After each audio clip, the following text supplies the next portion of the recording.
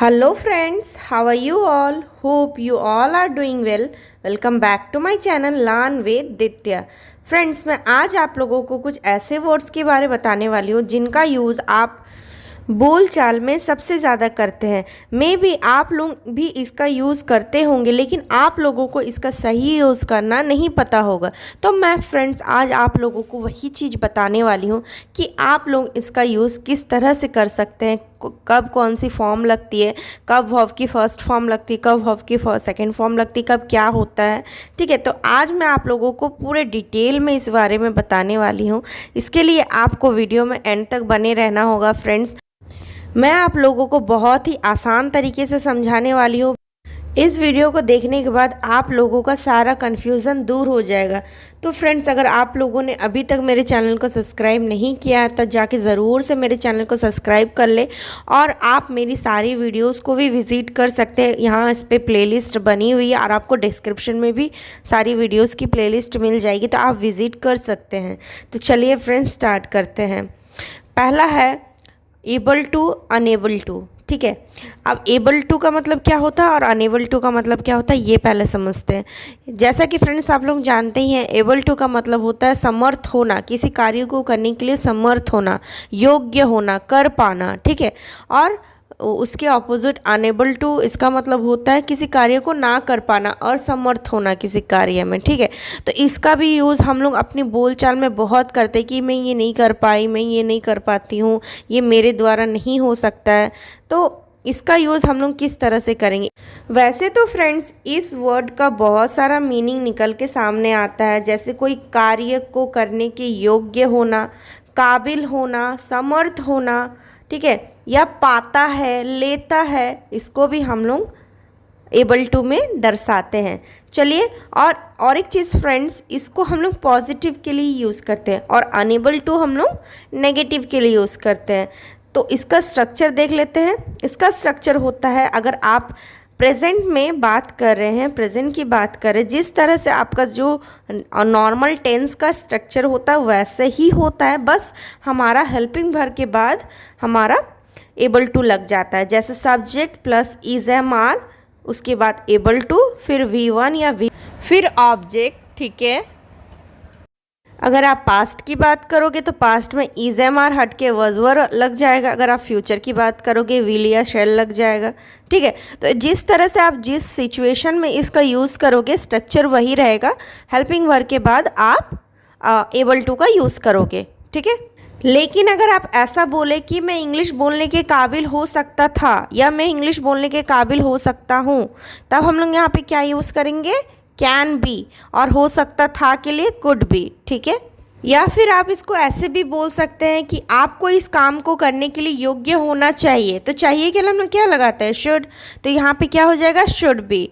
ठीक है, तो आप इस सेंटेंस को, इस वाक्य को मॉडल से भी बना सकते हैं। खाली हमारा जो चीज़, हमको जो चीज़ बोलना है वो स्ट्रक्चर चेंज होके वहाँ पे आ जाएगा, बाकी एज इट इज़ सेम रहेगा। चलिए एक सेंटेंस को लेते हैं ताकि हम लोगों का और ज़्यादा क्लियर हो जाए। मैं यहाँ पे एक सेंटेंस ली हूँ, मैं इंग्लिश बोलने में समर्थ हूँ, या मैं इंग्लिश बोलने के लायक हूँ, या मैं इंग्लिश बोलने के काबिल हूँ, या मैं इंग्लिश बोल पाती हूँ, या मैं इंग्लिश बोल लेती हूँ। ठीक है, तो आप इसको किसी भी तरह से बोल सकते हैं। तो इसको अगर हम लोग प्रेजेंट में बनाएंगे तो क्या बनाएंगे? I am able to speak English, I am able to speak English. अगर हम लोग इसको पास्ट में बनाएंगे, मतलब मैं इंग्लिश बोल पाती थी या मैं इंग्लिश बोलने के काबिल थी, तब इसको क्या करेंगे? एम की जगह वर्ज लगा देंगे, I was able to speak English. ठीक है, इसी तरह से फ्यूचर में भी बना सकते हैं विल बी का यूज़ करके।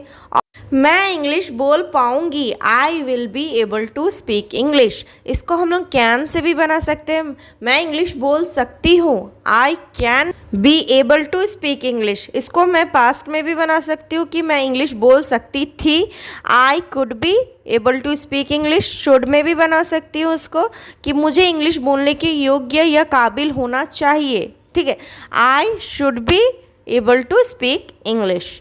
सो आई होप फ्रेंड्स आप लोगों को ये स्ट्रक्चर समझ में आ गया होगा। ये यूज़ बहुत ही ईजी है, आप बस आपको कौन से सिचुएशन में बोलना है ये आप डिसाइड करो, और एबल टू का यूज़ करके आप इसको बोल सकते हो। और जस्ट इसके ऑपोजिट होता है अनेबल टू। अनेबल टू का यूज़ हम लोग नेगेटिव के लिए कर सकते हैं कि मैं इंग्लिश बोलने के काबिल नहीं थी, या इंग्लिश बोलने के लायक नहीं थी, या इंग्लिश बोलने में असमर्थ थी, या इंग्लिश बोल नहीं पाती थी। ठीक है, तो आप बस क्या करोगे, सब कुछ सेम रहेगा, आप एबल टू की जगह अनेबल टू लगा दोगे। जैसे मैं इंग्लिश बोल नहीं पाती थी, I am unable to speak English, बस एबल टू की जगह अनेबल टू लगा देना। मॉडल्स में भी वही करना आपको। यहाँ पे हम लोगों ने I can be able to speak English में हम लोगों ने पढ़ा था, यहाँ पे हम लोग क्या कर देंगे, I can be unable to speak English, मैं बोल नहीं सकती, मैं इंग्लिश बोल नहीं सकती हूँ। ठीक है, तो एबल टू के ऑपोजिट होता है अनेबल टू, और इसके यूजेस भी एकदम सेम होते हैं, इसमें कोई भी अलग नहीं है। तो फ्रेंड्स, आप लोग एबल टू का यूज़ अपनी योग्यता को बताने के लिए करते हो, और अनेबल टू का यूज़ आप अपनी असमर्थता मतलब अयोग्यता को बताने के लिए करते हो। तो यहाँ पे फ्रेंड्स मैंने आप लोगों को कुछ क्वेश्चन दिया है, ये आप लोग खुद से सॉल्व करने की कोशिश करना और ट्राई करना कि आप लोग इसको सॉल्व कर पा रहे हो कि नहीं। अगर आप लोग इसको सॉल्व नहीं कर पाते हो तो मुझे कमेंट में कमेंट करना, फिर मैं आप लोगों को ये सब चीज़ों की आंसर बता दूँगी। चलिए नेक्स्ट है गोइंग टू या अबाउट टू। इसका यूज़ आप जब भी कभी बोलते हो कि मैं ये चीज़ करने वाला हूँ या मैं ये चीज़ करने जा रहा हूँ, तब आप इसमें गोइंग टू का यूज़ करते हैं। गोइंग टू का मतलब होता है वाला हूँ, करने वाला हूँ, करने जा रहा हूँ। ठीक है, आप गोइंग टू और अबाउट टू का यूज़ सेम सेंटेंस के लिए कर सकते हैं, दोनों का मीनिंग सेम होता है और इसका यूजेस भी सेम होता है। जिस तरह से हम लोग एबल टू और अनेबल टू का यूज़ करते हैं, आप लोगों का स्ट्रक्चर सब कुछ सेम होता है। सब्जेक्ट होता है, फिर हेल्पिंग वर्ब होता है, is, am, are, was, were, will be, कुछ भी। उसके बाद हमारा गोइंग टू या अबाउट टू, दोनों में से आप किसी का भी यूज़ कर सकते हैं। उसके बाद बी वन, उसके बाद ऑब्जेक्ट। फ्रेंड्स, जैसा कि नाम से ही पता चल रहा है, गोइंग मतलब ये कंटिन्यूअस है, कंटिन्यूअस टेंस में बनता है ये चीज़, बट इसका यूज़ आप बाला हूँ वाले वाक्यों में भी कर सकते हैं। चलिए एक सेंटेंस ले लेते हैं ताकि आप लोगों का और क्लियर हो जाए। तो यहाँ पे एक सेंटेंस है, मैं दित्या मैम की क्लास अटेंड करने जा रहा हूँ, या मैं दित्या मैम की क्लास अटेंड करने वाला हूँ। यहाँ पे क्या होगा, ये हमारा प्रेजेंट का है तो हमारा सब्जेक्ट होगा I am going to attend Ditya ma'am's class. ठीक है, ये हमारा स्ट्रक्चर बन गया। अब अगर मैं बोलूँ कि मैं दित्या मैम की क्लास अटेंड करने जा रहा था, I was going to attend Ditya ma'am class. तो देखा फ्रेंड्स, आप लोगों ने खाली सेंटेंस के अकॉर्डिंग आप अपना जो हेल्पिंग वर्ब है उसको चेंज करोगे, उसके बाद जैसा एज इट इज़ वैसा ही होगा। यहाँ पे आप लोगों को मैंने सेल्फ ट्राई क्वेश्चन दिया है, आप लोग इसको खुद से सॉल्व करने की कोशिश करना। ठीक है, नेक्स्ट है हैविंग टू। हैविंग टू का मतलब होता है पढ़ रहा है, या पढ़ रहा था, या पढ़ रहा होगा। ठीक है, तो इसमें हम लोग क्या करते हैं, जो चीज़ हमारा करना पड़ता है, पढ़ रहा है, ठीक है, उसके लिए हम लोग हैविंग टू का यूज़ करते हैं। इसमें भी क्या होता है फ्रेंड्स, सेम होता है, सब्जेक्ट होगा, उसके बाद टेंस के अकॉर्डिंग आपका हेल्पिंग वर्ब होगा, is, am, are, was, were, will be में से कुछ भी।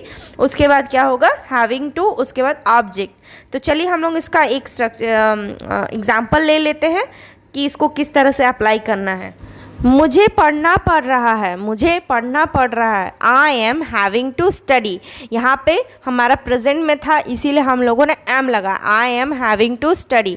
अब मुझे पढ़ना पड़ रहा था, एग्ज़ाम था तो मुझे पढ़ना पड़ रहा था, I was having to study, I was having to study. इसको हम लोग क्या वाला में भी बना सकते हैं, क्या मुझे पढ़ना पड़ रहा था उस वक्त, मतलब क्या मैं उस वक्त पढ़ रहा था या मुझे पढ़ना पड़ रहा था। तो इसके लिए क्या बनाएंगे, Was I having to study? Was I having to study? Friends, मैंने आप लोगों को यहाँ पे कुछ सेल्फ ट्राई क्वेश्चन दिया है, आप लोग इसको ट्राई करना और हैविंग टू का यूज़ करना। चलिए इसके नेक्स्ट यूज़ में पढ़ते हैं। हमारा नेक्स्ट वर्ड है यूज़ टू। अब यूज़ टू का यूज़ हम लोग कहाँ करते हैं। सो फ्रेंड्स, आप लोग ध्यान से सुनो, यूज़ टू का यूज़ हम लोग पास्ट टेंस में करते हैं, ये तो सही बात है, लेकिन पास्ट टेंस में भी कब करते हैं, जब हम पास्ट की कुछ हैबिट को बताने के लिए, जब हम लोग कुछ बोलते हैं कि मैं वैसा किया करता था, या मैं स्कूल जाया करता था, मैं स्कूल जाता था, जो हमारा हैबिट है, पास्ट की जो हैबिट है उसको बताते हैं।